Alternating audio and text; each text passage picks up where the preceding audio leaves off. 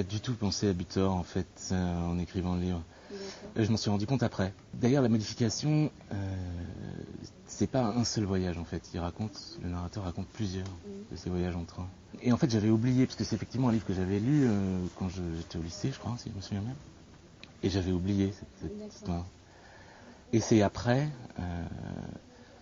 mon éditeur m'a dit tiens, mais t'as pensé à la modification Et j'ai dit ah non, ça m'était complètement sorti de l'esprit.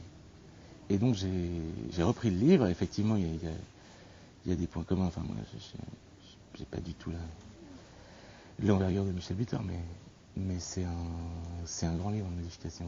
L'idée du voyage en train, c'est une expérience réelle. Un matin, je me suis réveillé en retard. Il fallait absolument que j'aille à Rome.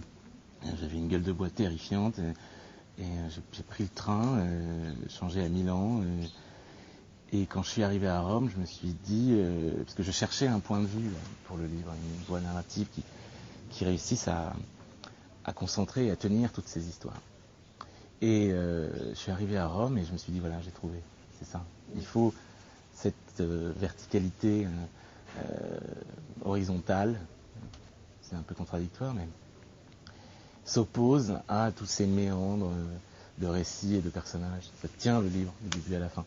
Et donc quand j'ai trouvé ça et les circonstances de ce personnage, je me suis dit voilà, ça y est. Je pense pas que ce livre ait pu être écrit autrement. Enfin pour moi en tout cas non. Comme le temps qui passe, comme le train qui arrive de toute façon à destination. Cette phrase me conduisait du début à la fin du livre. C'est pas du tout un défi ou une volonté formaliste. Il n'y a rien d'extraordinaire là-dedans. C'est pas une contrainte très difficile. Hein. C'est une seule phrase, mais c'est une seule fausse phrase. Il y a quand même des virgules qui pourraient être remplacées par des points.